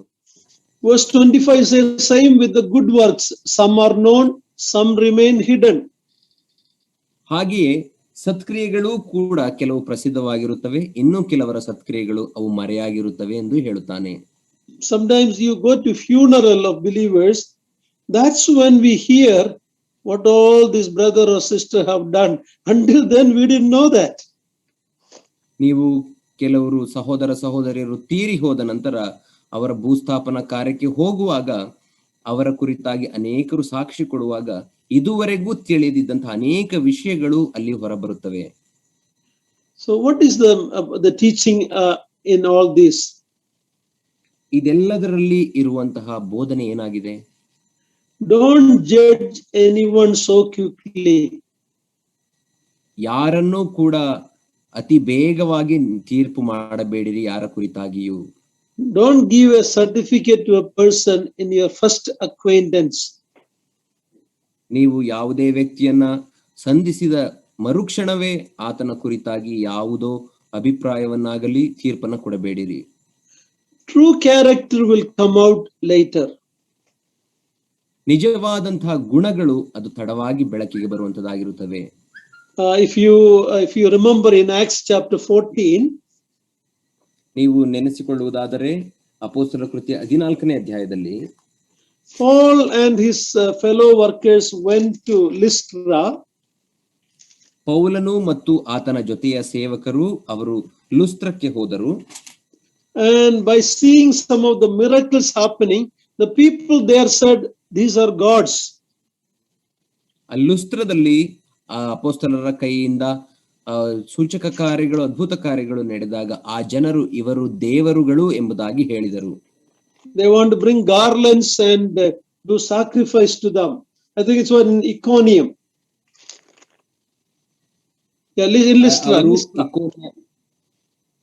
ಲುಸ್ತ್ರದಲ್ಲಿ ಅವರು ಅವರಿಗೆ ಅಡ್ಡ ಬಿದ್ದು ಅವರನ್ನು ಆರಾಧಿಸುವವರಾಗಿ ಅವರಿಗೆ ಯಜ್ಞಗಳನ್ನು ಸಮರ್ಪಿಸುವವರ ಹಾಗಿದ್ದರು. Can you read Acts 14:11-15? ನಾವು ಅಪೊಸ್ತಲರ ಕೃತ್ಯ 14ನೇ ಅಧ್ಯಾಯ 11ರಿಂದ 15ನೇ ವಚನದವರೆಗೆ ಓದಿಕೊಳ್ಳೋಣ. ಪೌಲನು ಮಾಡಿದ್ದನ್ನು ಗುಂಪು ಕೂಡಿದ್ದ ಜನರು ನೋಡಿ, ದೇವತೆಗಳು ಮನುಷ್ಯರ ರೂಪದಿಂದ ನಮ್ಮ ಬಳಿಗೆ ಇಳಿದು ಬಂದರು ಎಂದು ಲುಕವೋನ್ಯ ಭಾಷೆಯಲ್ಲಿ ಕೂಗಾಡಿದರು. ಬಾರ್ನಬನನ್ನು ದ್ಯೋಸ್ ದೇವರೆಂದಲೂ, ಪೌಲನು ಮಾತಾಡುವುದರಲ್ಲಿ ಮುಖ್ಯನಾದ್ದರಿಂದ ಅವನನ್ನು ಹರ್ಮೆ ದೇವರೆಂತಲೂ ಅಂದುಕೊಂಡರು. ಊರ ಮುಂದಿದ್ದ ದ್ವೌಸ್ ದೇವರ ದೇವಸ್ಥಾನದ ಪೂಜಾರಿಯು ಎತ್ತುಗಳನ್ನು ಹೂವಿನ ಹಾರವನ್ನು ಊರ ಬಾಗಿಲಿನ ಹತ್ತಿರಕ್ಕೆ ತಂದು ಜನರೊಂದಿಗೆ ಅವರಿಗೆ ಬಲಿ ಕೊಡಬೇಕೆಂದಿದ್ದರು. ಇದನ್ನು ಕೇಳಿ ಅಪೊಸ್ತಲರಾದ ಬಾರ್ನಬ ಪೌಲರು ತಮ್ಮ ವಸ್ತ್ರಗಳನ್ನು ಹರಕೊಂಡು ಜನರ ಗುಂಪಿನೊಳಗೆ ಕೂಗುತ್ತಾ ನುಗ್ಗಿ, ಜನರೇ, ನೀವು ಮಾಡುವುದು ಇದೇನು? ನಾವು ಮನುಷ್ಯರು ನಿಮ್ಮಂತ ಸ್ವಭಾವವುಳ್ಳವರು. ನೀವು ಈ ವ್ಯರ್ಥವಾದ ಕೆಲಸಗಳನ್ನು ಬಿಟ್ಟು ಭೂಮ್ಯಾಕಾಶಗಳನ್ನು, ಸಮುದ್ರವನ್ನು, ಅವುಗಳಲ್ಲಿರುವ ಸಮಸ್ತವನ್ನೂ ನಿರ್ಮಾಣ ಮಾಡಿದ ಜೀವ ಸ್ವರೂಪನಾದ ದೇವರ ಕಡೆಗೆ ತಿರುಗಿಕೊಳ್ಳಬೇಕೆಂದು ಸುವಾರ್ತೆಯನ್ನು ನಿಮಗೆ ಸಾರಿ ಹೇಳುವವರಾಗಿದ್ದೇವೆ. Look at here, when some miracle happened, immediately the people said that this is gods who have come in human form. ಇಲ್ಲಿ ನಾವು ನೋಡುವಾಗ ಅದ್ಭುತ ಕಾರ್ಯಗಳು ಜರುಗಿದ ತಕ್ಷಣವೇ ಜನರು, ಓ ಮನುಷ್ಯರ ರೂಪದಲ್ಲಿ ದೇವರುಗಳು ನಮ್ಮ ಮಧ್ಯೆ ಬಂದಿದ್ದಾರೆ ಎಂಬುದಾಗಿ ಹೇಳಿದರು. But look at verse 19, what happened in a little while. ಸ್ವಲ್ಪ ಸಮಯದ ನಂತರ ಏನಾಯಿತು ಎಂಬುದಾಗಿ 19ನೇ ವಚನದಲ್ಲಿ ನಾವು ನೋಡೋಣ. ತರುವಾಯ ಅಂತ್ಯೋಕ್ಯದಿಂದಲೂ ಇಕೋನ್ಯದಿಂದಲೂ ಯಹೂದ್ಯರು ಬಂದು ಜನರನ್ನು ಪ್ರೇರೇಪಿಸಲು ಪೌಲನನ್ನು ಕೊಲ್ಲುವುದಕ್ಕೆ ಕಲ್ಲೆಸೆದು ಅವನು ಸತ್ತನೆಂದು ಭಾವಿಸಿ ಊರ ಹೊರಕ್ಕೆ ಎಳೆದು ಬಿಟ್ಟರು. These are the same people who wanted to put a garland on him a little while ago. ಈಗ ತಾನೇ ಕೆಲವು ಸಮಯದ ಹಿಂದೆ ಅವರಿಗೆ ಪೂಜೆ ಮಾಡುವುದಕ್ಕಾಗಿ ಹಾರವನ್ನು ಹಾಕಿ ಯಜ್ಞವನ್ನು ಸಮರ್ಪಿಸುವುದಕ್ಕಿಂತ ಜನರೇ ಈಗ ಆತನನ್ನ ಕಲ್ಲೆಸೆದು ಕೊಲ್ಲುವುದಕ್ಕೆ ಪ್ರಯತ್ನಿಸಿದರು. So you can get garland and stone at the same time in a few minutes. ನಾವು ನೋಡುವಾಗ ನಿಮಗೆ ಹೂವಿನ ಹಾರ ಮತ್ತು ಕಲ್ಲು ಎರಡೂ ಕೂಡ ಸ್ವಲ್ಪ ಸಮಯದ ನಂತರ ಕೂಡ ಬೀಳಲಿಕ್ಕೆ ಸಾಧ್ಯ ಉಂಟು. Jesus Christ also got the same treatment. ಯೇಸು ಕ್ರಿಸ್ತನನ್ನು ಕೂಡ ಜನರು ಅದೇ ರೀತಿ ನಡೆಸಿಕೊಂಡದನ್ನು ನಾವು ನೋಡುತ್ತೇವೆ. Look at Luke chapter 4 verse 16-22. ನಾವು ಲೂಕ 4ನೇ ಅಧ್ಯಾಯ 16ರಿಂದ 22ನೇ ವಚನದವರೆಗೆ ನೋಡಿಕೊಳ್ಳೋಣ. ಲೂಕ 4ನೇ ಅಧ್ಯಾಯ 16ರಿಂದ. It's very important. ಹೀಗಿರಲಾಗಿ ಆತನು ತಾನು ಬೆಳೆದ ನಜರೇತಿಗೆ ಬಂದು ತನ್ನ ವಾಡಿಕೆಯ ಪ್ರಕಾರ ಸಬ್ಬತ್ ದಿನದಲ್ಲಿ ಸಭಾಮಂದಿರಕ್ಕೆ ಹೋಗಿ ಓದುವುದಕ್ಕಾಗಿ ಎದ್ದು ನಿಂತನು. ಆಗ ಯೆಶಾಯನೆಂಬ ಪ್ರವಾದಿಯ ಗ್ರಂಥದ ಸುರಳಿಯನ್ನು ಆತನ ಕೈಗೆ ಕೊಡಲಾಗಿ ಆತನು ಆ ಸುರಳಿಯನ್ನು ಬಿಚ್ಚಿ ಮುಂದೆ ಹೇಳುವ ಮಾತು ಬರೆದಿರುವ ಸ್ಥಳವನ್ನು ಕಂಡು ಓದಿದನು. ಆ ಮಾತೇನೆಂದರೆ, ಕರ್ತನ ಆತ್ಮವು ನನ್ನ ಮೇಲೆ ಅದೆ, ಆತನು ನನ್ನನ್ನು ಬಡವರಿಗೆ ಶುಭ ವರ್ತಮಾನವನ್ನು ಸಾರುವುದಕ್ಕೆ ಅಭಿಷೇಕಿಸಿದನು, ಸೆರೆಯವರಿಗೆ ಬಿಡುಗಡೆಯಾಗುವುದನ್ನು ಮತ್ತು ಕುರುಡರಿಗೆ ಕಣ್ಣು ಬರುವುದನ್ನು ಪ್ರಸಿದ್ಧಿಪಡಿಸುವುದಕ್ಕೂ, ಮನಮುರಿದವರನ್ನು ಬಿಡಿಸಿ ಕಳುಹಿಸುವುದಕ್ಕೂ, ಕರ್ತನು ನೇಮಿಸಿರುವ ಶುಭ ವರ್ಷವನ್ನು ಪ್ರಚುರಪಡಿಸುವುದಕ್ಕೂ ಆತನು ನನ್ನನ್ನು ಕಳುಹಿಸಿದ್ದಾನೆ ಎಂಬುದು. ಓದಿದ ಮೇಲೆ ಆತನು ಆ ಸುರುಳಿಯನ್ನು ಸುತ್ತಿ ಸಭಾಮಂದಿರದ ಆಳಿನ ಕೈಗೆ ಕೊಟ್ಟು ಕೂತುಕೊಂಡನು.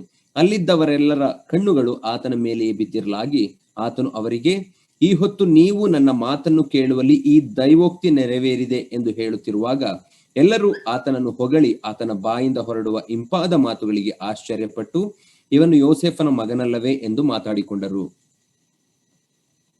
Oh, they were very happy and they said, what a word, ಅವರು ತುಂಬಾ ಸಂತೋಷವುಳ್ಳವರಾಗಿ ಎಂಥ ಮಾತುಗಳನ್ನು ಈತನು ಆಡಿದನು ಎಂಬುದಾಗಿ ಹೇಳಿದರು.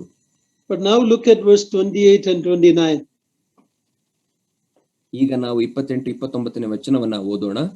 ಸಭಾ ಮಂದಿರದಲ್ಲಿದ್ದವರೆಲ್ಲರೂ ಈ ಮಾತುಗಳನ್ನು ಕೇಳಿ ಬಹಳವಾಗಿ ಸಿಟ್ಟುಗೊಂಡು ಎದ್ದು ಆತನನ್ನು ಊರ ಹೊರಕ್ಕೆ ಅಟ್ಟಿ ತಮ್ಮ ಊರು ಕಟ್ಟಿದ್ದ ಗುಡ್ಡದ ಕಡಿದಾದ ಸ್ಥಳಕ್ಕೆ ನಡೆಸಿಕೊಂಡು ಹೋಗಿ ಅಲ್ಲಿಂದ ಕೆಳಗೆ ದೊಬ್ಬಬೇಕೆಂದಿದ್ದರು. Look at a few minutes difference. They praised him and they wanted to kill him. ನೋಡಿ, ಇಲ್ಲಿ ಕೆಲವು ನಿಮಿಷಗಳ ಅಂತರ ಮಾತ್ರ ಇದೆ. ಕೆಲವು ನಿಮಿಷದ ಹಿಂದೆ ಅವರು ಆತನನ್ನು ಹೊಗಳಿದರು, ಇನ್ನು ಕೆಲವು ನಿಮಿಷಗಳ ನಂತರ ಆತನನ್ನು ಕೊಲ್ಲಬೇಕೆಂದು ಪ್ರಯತ್ನಿಸಿದರು. So church leaders should be very careful. Don't just make a decision based on an emotion quickly.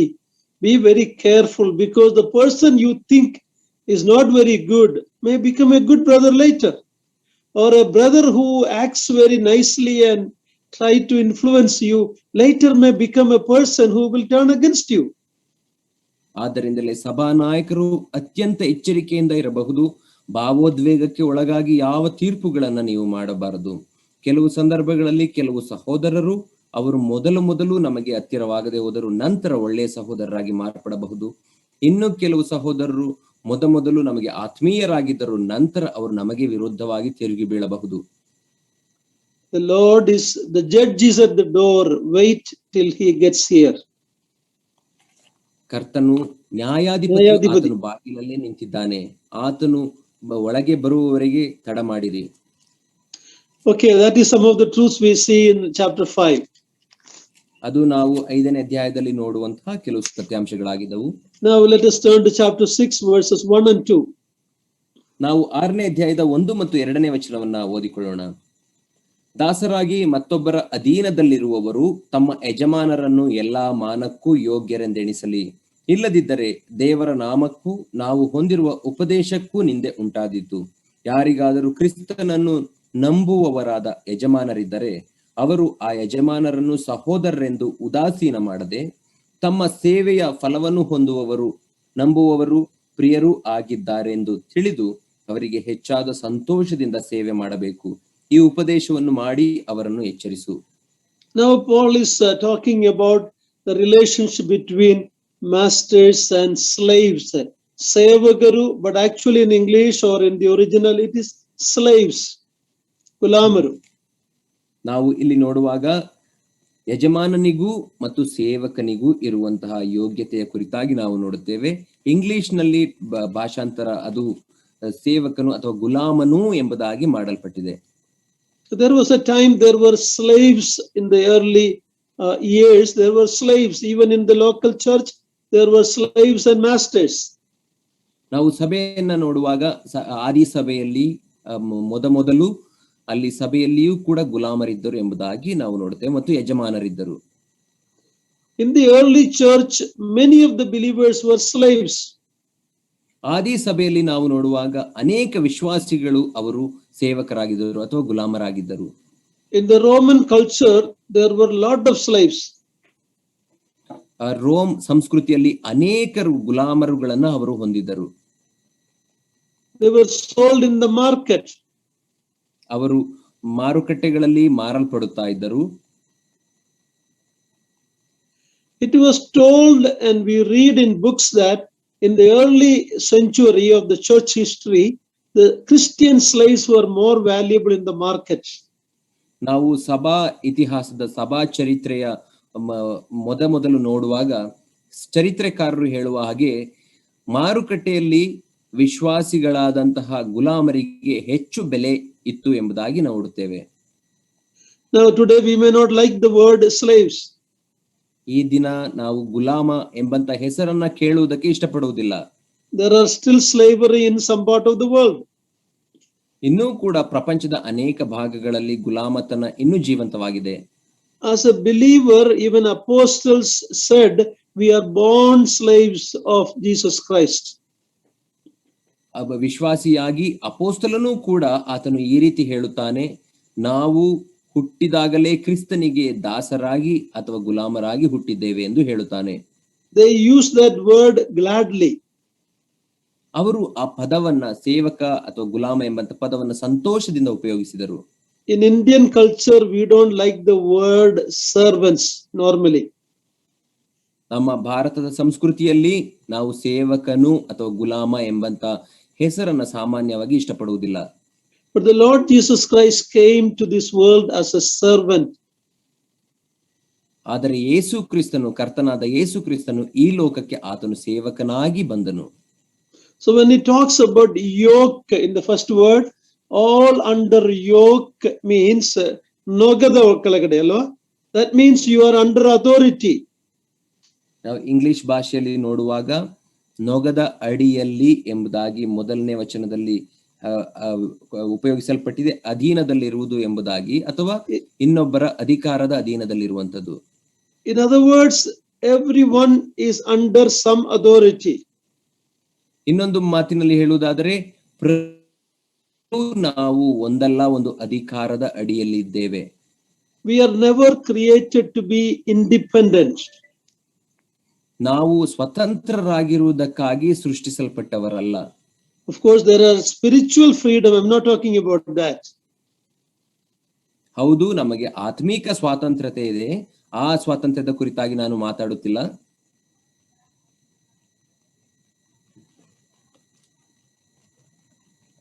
Hello,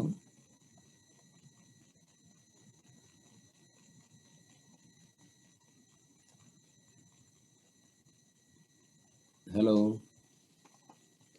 uncle, your network is unstable uncle, could you please repeat it? Can you hear now? Yes uncle. Okay, in the Garden of Eden, the serpent or Satan came and told Eve, if you eat this fruit you will become like God, or you can be independent from God, you don't need God.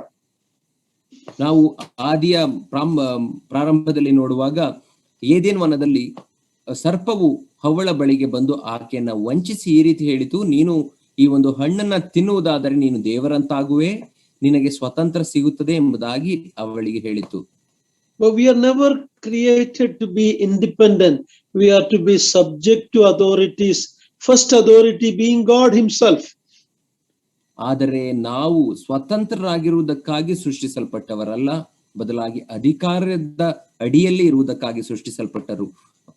ಮೊದಲನೇದಾಗಿ ದೇವರ ಅಧಿಕಾರದ ಅಡಿಯಲ್ಲಿರುವುದಕ್ಕಾಗಿ ಸೃಷ್ಟಿಸಲ್ಪಟ್ಟವರು. Then as we are born into this world, we are under the authority of the parents. ಮತ್ತು ನಾವು ಈ ಲೋಕದಲ್ಲಿ ಹುಟ್ಟಿ ಬರುವಾಗ ನಮ್ಮ ತಂದೆ ತಾಯಿಗಳ ಅಧಿಕಾರದ ಅಡಿಯಲ್ಲಿ ಇರುತ್ತೇವೆ. One of the sign of the last days is disobedient to parents. ಅಂತ್ಯ ದಿನಗಳ ಇನ್ನೊಂದು ಸೂಚನೆ ಏನಾಗಿದೆ ಎಂಬುದಾಗಿ ನೋಡುವಾಗ ತಂದೆ ತಾಯಿಗಳಿಗೆ ಅವಿಧೇಯರಾಗುವುದೇ. So let us not have an understanding that I can be independent. I don't want to be under anybody. That is not the teaching of the word of God. ಆದ್ದರಿಂದ ಕೆಲವರು ಹೇಳುವ ಹಾಗೆ ನಾನು ಸ್ವತಂತ್ರನಾಗಿರುವುದಕ್ಕೆ ಇಷ್ಟೇನೆ, ಯಾರ ಅಧಿಕಾರದ ಅಡಿಯಲ್ಲೂ ಇರಲಿಕ್ಕೆ ನನಗೆ ಇಷ್ಟವಿಲ್ಲ ಎಂಬುದಾಗಿ ಹೇಳುತ್ತಾರೆ. ಆದರೆ ದೇವರ ವಾಕ್ಯದ ಬೋಧನೆ ಅಲ್ಲ. Some believers I know say that we don't want to work for anybody. I want to do business. I'm not saying it is wrong, but they don't want to be under anybody. ಮತ್ತು ಇನ್ನು ಕೆಲವರು ವಿಶ್ವಾಸಿಗಳು ಹೇಳುವ ರೀತಿ, ನಾನು ಯಾರ ಅಡಿಯಲ್ಲಿಯೂ ಕೆಲಸ ಮಾಡಲಿಕ್ಕೆ ನನಗೆ ಇಷ್ಟವಿಲ್ಲ, ಯಾರೇ ಅಧಿಕಾರದಲ್ಲೂ ಇರಲಿಕ್ಕೆ ಇಷ್ಟವಿಲ್ಲ, ಸ್ವಂತ ಉದ್ಯೋಗವನ್ನ ಮಾಡುತ್ತೇನೆ ಎಂಬುದಾಗಿ ಹೇಳುತ್ತಾರೆ. ಅದರಲ್ಲಿ ಏನೂ ತಪ್ಪಿಲ್ಲ. But you doing a business alone, that's not wrong. But if you are doing it because you don't want to work for somebody, you don't want to work under somebody, that's a wrong attitude. ನೀವು ಒಂದು ವೇಳೆ ಸ್ವಂತವಾಗಿ ಉದ್ಯೋಗ ಅಥವಾ ವ್ಯಾಪಾರ ಮಾಡುವುದಾದರೆ ಅದರಲ್ಲೇನೂ ತಪ್ಪಿಲ್ಲ. ಆದರೆ ಇತರರ ಅಡಿಯಲ್ಲಿ ನನಗೆ ಕೆಲಸ ಮಾಡಲಿಕ್ಕೆ ಇಷ್ಟವಿಲ್ಲ, ಆದ್ದರಿಂದ ನಾನು ವ್ಯಾಪಾರ ಮಾಡುತ್ತೇನೆ, ಸ್ವಉದ್ಯೋಗ ಮಾಡುತ್ತೇನೆ ಎಂಬುದಾಗಿ ನೀವು ನೆನೆಸುವುದಾದರೆ ಅದು ತಪ್ಪು. We were all slaves either to Satan before we were saved. Now we are slaves to the Lord Jesus Christ. It's a beautiful bondage to be under the Master Lord Jesus Christ. ಆದ್ದರಿಂದಲೇ ನಾವೆಲ್ಲರೂ ಹುಟ್ಟಿದಾಗಿಲಿಂದಲೇ ನಾವೆಲ್ಲರೂ ಸೇವಕರಾಗಿದ್ದೇವೆ. ನಾವೆಲ್ಲರೂ ಯೇಸು ಕ್ರಿಸ್ತನ ನಂಬುವುದಕ್ಕಿಂತ ಮುಂಚೆ ಪಾಪಕ್ಕೆ ಗುಲಾಮರಾಗಿದ್ದೆವು. ಯೇಸು ಕ್ರಿಸ್ತನನ್ನು ನಂಬಿದ ನಂತರ ನಾವು ಕರ್ತನಾದ ಯೇಸು ಕ್ರಿಸ್ತನಿಗೆ ಗುಲಾಮರಾಗಿದ್ದೇವೆ. ಕರ್ತನಾದ ಯೇಸು ಕ್ರಿಸ್ತನಿಗೆ ಗುಲಾಮರಾಗುವುದು ಅತ್ಯಂತ ಸಂತೋಷಕರವಾದಂತ ಸಂಗತಿಯಾಗಿದೆ. A slave of the Lord Jesus is the biggest free person in the world. ಯೇಸು ಕ್ರಿಸ್ತನಿಗೆ ಗುಲಾಮನಾಗಿರುವಂತಹ ವ್ಯಕ್ತಿ ಆತನು ಪ್ರಪಂಚದಲ್ಲೇ ಅತ್ಯಂತ ಸ್ವಾತಂತ್ರ್ಯ ಉಳ್ಳಂತ ವ್ಯಕ್ತಿ ಆಗಿರುತ್ತಾನೆ.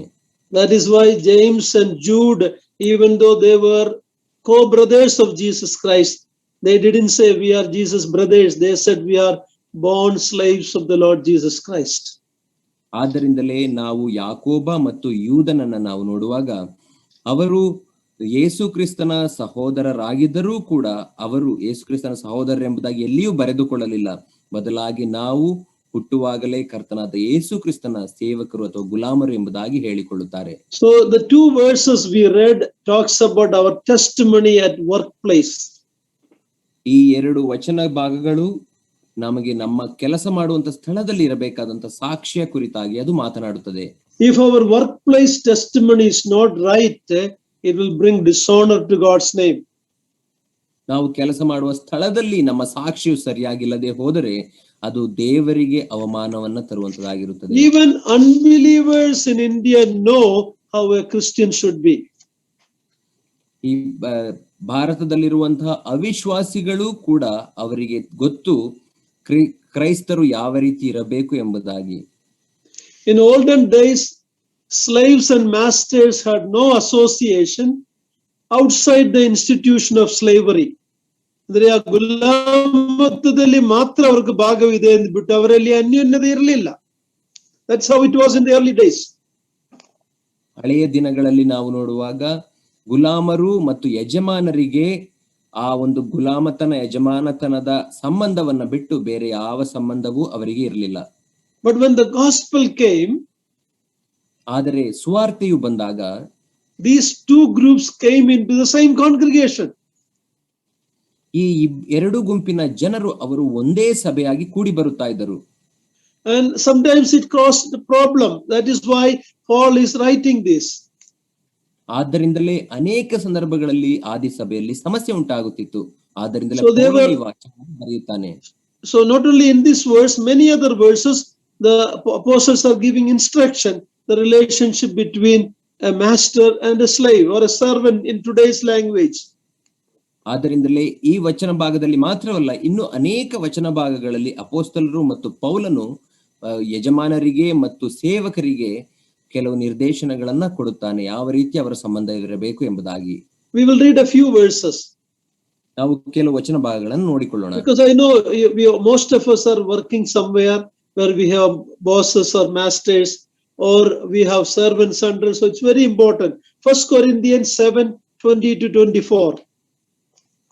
1 ಕೊರಿಂಥ 7ನೇ ಅಧ್ಯಾಯ 20-24 ವಚನವನ್ನು ಓದಿಕೊಳ್ಳೋಣ. ಯಾಕೆಂದರೆ ನಾವೆಲ್ಲರೂ ಇಲ್ಲಿರುವವರು ಅನೇಕರು ಕೆಲಸ ಮಾಡುತ್ತಾ ಇದ್ದೀರಿ. ನೀವು ಅನೇಕ ನಿಮ್ಮ ಬಾಸ್ಗಳ ಅಡಿಯಲ್ಲಿ, ಯಜಮಾನರ ಅಡಿಯಲ್ಲಿ ಕೆಲಸ ಮಾಡುವಂತವರಾಗಿರುತ್ತೀರಿ. ಆದ್ದರಿಂದ ಈ ವಚನ ನಮ್ಮೆಲ್ಲರಿಗೂ ಅನುಕೂಲವಾಗುತ್ತದೆ. 1 ಕೊರಿಂಥ 4ನೇ ಅಧ್ಯಾಯ 7ನೇ ಅಧ್ಯಾಯ 1 ಕೊರಿಂಥ 20-24. 20-24 ವಚನ. ದೇವರು ಕರೆದಾಗ ಪ್ರತಿಯೊಬ್ಬನು ಯಾವ ಸ್ಥಿತಿಯಲ್ಲಿದ್ದನೋ ಆ ಸ್ಥಿತಿಯಲ್ಲಿಯೇ ಇರಬೇಕು. ದೇವರು ಕರೆದಾಗ ನೀನು ಮತ್ತೊಬ್ಬನ ದಾಸನಾಗಿದ್ದೀಯೋ ಅದಕ್ಕೆ ಚಿಂತೆ ಮಾಡಬೇಡ. ಆದರೆ ಬಿಡುಗಡೆ ಹೊಂದುವುದಕ್ಕೆ ನಿನ್ನ ಕೈಯಿಂದಾದರೆ ಸ್ವತಂತ್ರನಾಗುವುದೇ ಉತ್ತಮ. ಯಾವನು ಮತ್ತೊಬ್ಬನ ದಾಸನಾಗಿದ್ದು ಕರ್ತನ ಸೇವೆಗೆ ಕರೆಯಲ್ಪಟ್ಟಿರುವನೋ ಅವನು ಕರ್ತನ ಮೂಲಕ ಬಿಡುಗಡೆ ಹೊಂದಿರುವ ಸ್ವತಂತ್ರನು. ಅದೇ ಪ್ರಕಾರ ಯಾವನು ಸ್ವತಂತ್ರನಾಗಿದ್ದು ಕರೆಯಲ್ಪಟ್ಟಿರುವನೋ ಅವನು ಕ್ರಿಸ್ತನಿಗೆ ದಾಸನು. ನೀವು ಕ್ರಯಕ್ಕೆ ಕೊಳ್ಳಲ್ಪಟ್ಟವರು, ಮನುಷ್ಯರಿಗೆ ದಾಸರಾಗಬೇಡಿರಿ. ಸಹೋದರರೇ, ಪ್ರತಿಯೊಬ್ಬನು ಕರೆಯಲ್ಪಟ್ಟಾಗ ಯಾವ ಸ್ಥಿತಿಯಲ್ಲಿದ್ದನೋ ಅದೇ ಸ್ಥಿತಿಯಲ್ಲಿ ದೇವರ ಮುಂದೆ ಕೊಂಡಿರಲಿ. Galatians 3:28. ಗಲಾತ್ಯ 3:28 ವಚನ. ಗಲಾತ್ಯದವರಿಗೆ ಬರೆದ ಪತ್ರಿಕೆ 3ನೇ ಅಧ್ಯಾಯ 28 ವಚನ.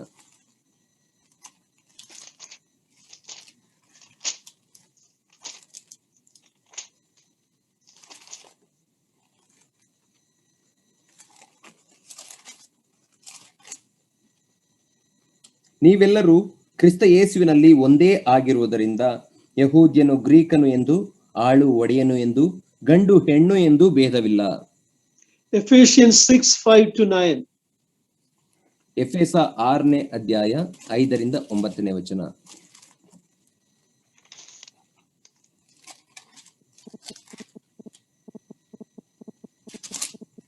ದಾಸತ್ವದಲ್ಲಿರುವವರೇ, ಈ ಲೋಕದಲ್ಲಿ ನಿಮಗೆ ಯಜಮಾನರಾಗಿರುವವರಿಗೆ ಕ್ರಿಸ್ತನಿಗೆಂದು ಮನೋಭೀತಿಯಿಂದ ನಡುಗುವವರಾಗಿಯೂ ಸರಳ ಹೃದಯರಾಗಿಯೂ ವಿಧೇಯರಾಗಿರ್ರಿ.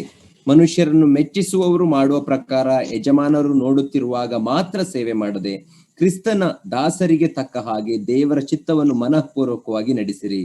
ಮನುಷ್ಯರಿಗೋಸ್ಕರವಲ್ಲ, ಕರ್ತನಿಗೋಸ್ಕರ ಸೇವೆ ಮಾಡುತ್ತೇವೆಂದು ಚಿತ್ತಪೂರ್ವಕವಾಗಿ ಸೇವೆ ಮಾಡಿರಿ.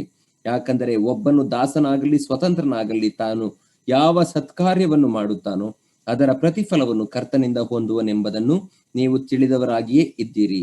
ಯಜಮಾನರೇ, ನಿಮ್ಮ ಕೈ ಕೆಳಗಿರುವ ದಾಸರ ವಿಷಯದಲ್ಲಿ ಅದೇ ರೀತಿಯಾಗಿ ನಡೆಯಿರಿ. ಪರಲೋಕದಲ್ಲಿ ನಿಮಗೂ ಅವರಿಗೂ ಯಜಮಾನನಾಗಿರುವ ಆತನು ಇದ್ದಾನೆಂತಲೂ ಆತನಲ್ಲಿ ಪಕ್ಷಪಾತವಿಲ್ಲವೆಂತಲೂ ತಿಳಿದು ನಿಮ್ಮ ದಾಸರನ್ನು ಬೆದರಿಸುವ ಪದ್ಧತಿಯನ್ನು ಬಿಟ್ಟು ಬಿಡಿರಿ. Colossians chapter 3, 22 to 25. ಕೊಲೋಸ್ಸೆಯವರಿಗೆ ಬರೆದ ಪತ್ರಿಕೆ 3ನೇ ಅಧ್ಯಾಯ 22, 22ರಿಂದ 25. 22ರಿಂದ 25. Yeah.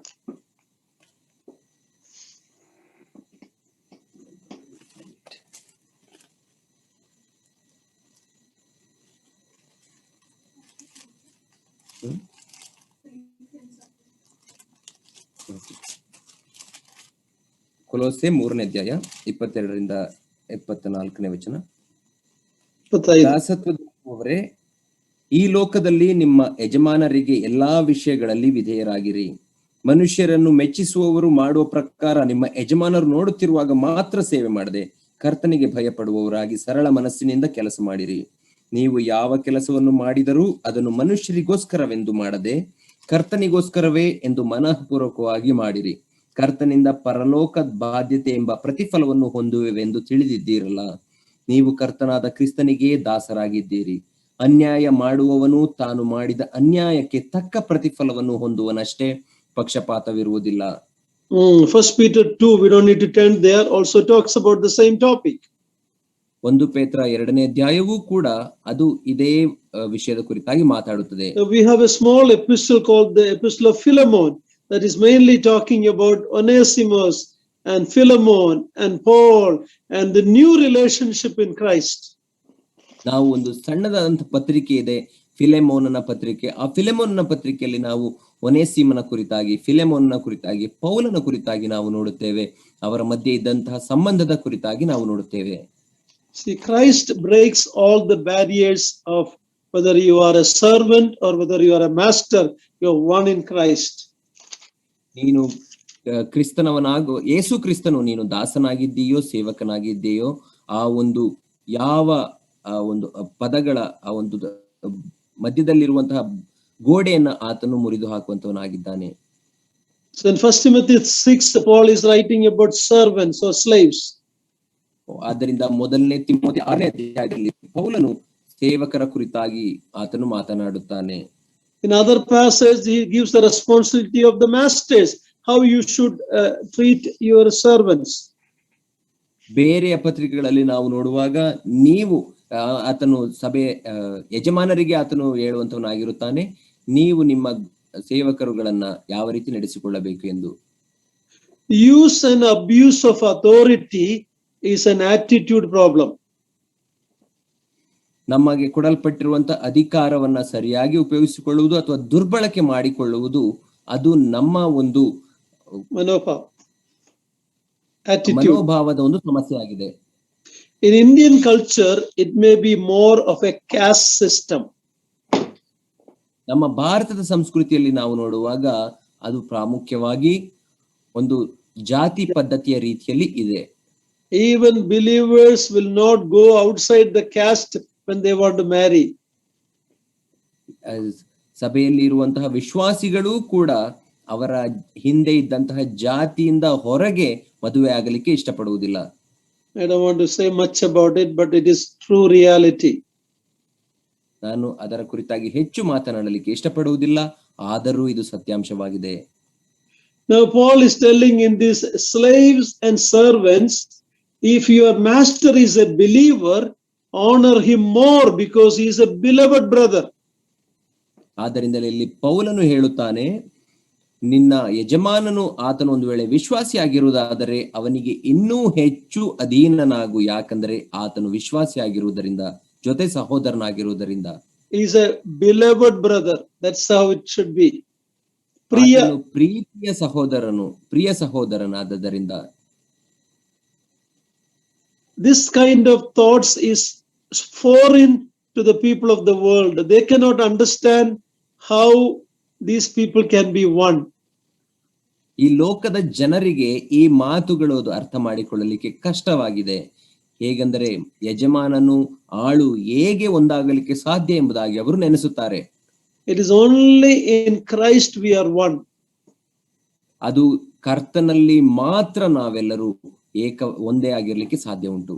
It can only be understood and appreciated by those whose heart Christ is living.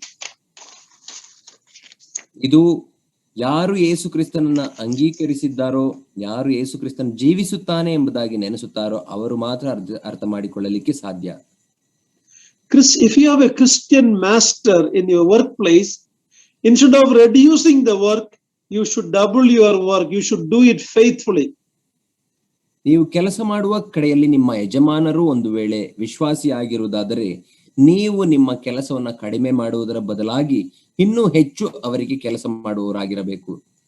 I can tell you some from my personal experience. ನಾನು ನನ್ನ ಸ್ವಂತ ಆ ಒಂದು ಅನುಭವದಿಂದ ಈ ಮಾತನ್ನು ಹೇಳಬಹುದು. I used to work in a secular company for many years. ನಾನು ಅನೇಕ ವರ್ಷಗಳ ಕಾಲ ಒಂದು ಲೋಕದಲ್ಲಿ ಒಂದು ಕಂಪನಿಯಲ್ಲಿ ಕೆಲಸ ಮಾಡುತ್ತಿದ್ದೆನು. We were only one or two believers there. Most others were unbelievers. ನಾವು ಅಲ್ಲಿ ಕೆಲಸ ಮಾಡುತ್ತಿದ್ದವರಲ್ಲಿ ಒಬ್ಬರೋ ಇಬ್ಬರೋ ಅಷ್ಟೇ ವಿಶ್ವಾಸಿಗಳಿದ್ದೆವು, ಇನ್ನು ಮಿಕ್ಕಾದವರೆಲ್ಲ ವಿಶ್ವಾಸಿಗಳು. But there was more respect and rule and proper conduct in such secular companies. ಆದರೆ ಅಂತ ಲೌಕಿಕವಾದ ಕಂಪನಿಯಲ್ಲಿಯೇ ಒಂದು ಹೆಚ್ಚು ರೂಲ್ಸ್ ಮರ್ಯಾದೆ ಸಿಗುತ್ತಾ ಇತ್ತು. But when you work with believers, it is sometimes very difficult. ಆದರೆ ನೀವು ವಿಶ್ವಾಸಿಗಳ ಜೊತೆಯಲ್ಲಿ ಕೆಲಸ ಮಾಡುವಾಗ ಆ ರೀತಿ ಗೌರವ ಸಿಗುವಂತದ್ದು ತುಂಬಾ ಕಷ್ಟಕರ. I'm not telling about everybody, but there are believers, they don't do a good job, and that is a dishonor to God's cause. ನಾನು ಎಲ್ಲರ ಕುರಿತಾಗಿ ಮಾತನಾಡುತ್ತಿಲ್ಲ. ಕೆಲವು ವಿಶ್ವಾಸಿಗಳಿದ್ದಾರೆ, ಅವರು ಸರಿಯಾಗಿ ಕೆಲಸ ಮಾಡುವುದಿಲ್ಲ, ಅದರಿಂದ ದೇವರಿಗೆ ಅವಮಾನ ಉಂಟಾಗುತ್ತದೆ. So as we close this passage, let us remember that Christians are beloved brothers and sisters.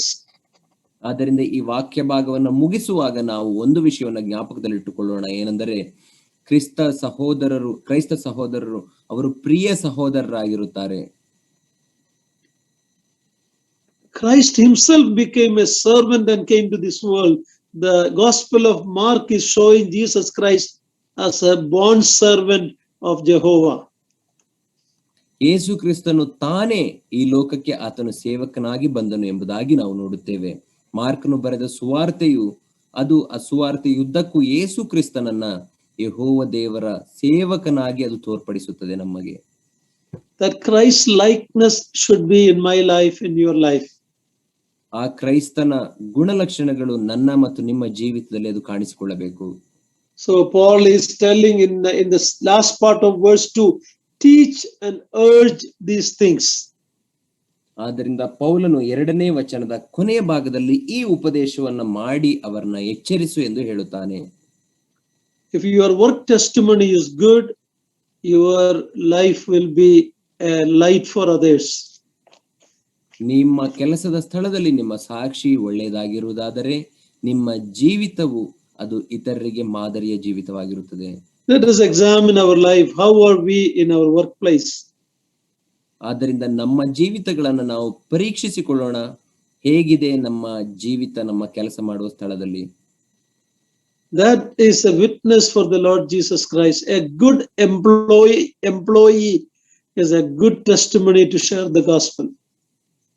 ನಾವು ಕೆಲಸ ಮಾಡುವ ಸ್ಥಳದಲ್ಲಿ ಒಳ್ಳೆಯ ಕೆಲಸಗಾರರಾಗಿರುವುದಾದರೆ ಅದು ನಮ್ಮ ಕರ್ತನಾದ ಯೇಸು ಕ್ರಿಸ್ತನಿಗೆ ಒಳ್ಳೆಯ ಸಾಕ್ಷಿಯಾಗಿರುತ್ತದೆ, ಆತನಿಗೆ ಮಹಿಮೆ ತರುತ್ತದೆ. Gospel sharing will be easier when your life matches what you say. ಸುವಾರ್ತೆ ಸೇವೆಯು ನೀವು ಸುವಾರ್ತೆಯನ್ನು ಹಂಚಿಕೊಳ್ಳುವುದು ಸುಲಭವಾಗುತ್ತದೆ. ನಿಮ್ಮ ಮಾತಿಗೂ ನಿಮ್ಮ ಜೀವಿತಕ್ಕೂ ಅದು ಒಳ್ಳೆಯ ನಡವಳಿಕೆ ಇರುವುದಾದರೆ. May the Lord help us through these words. ದೇವರು ಈ ವಾಕ್ಯಗಳ ಮೂಲಕ ನಮ್ಮೆಲ್ಲರನ್ನ ಆಶೀರ್ವದಿಸಲಿ.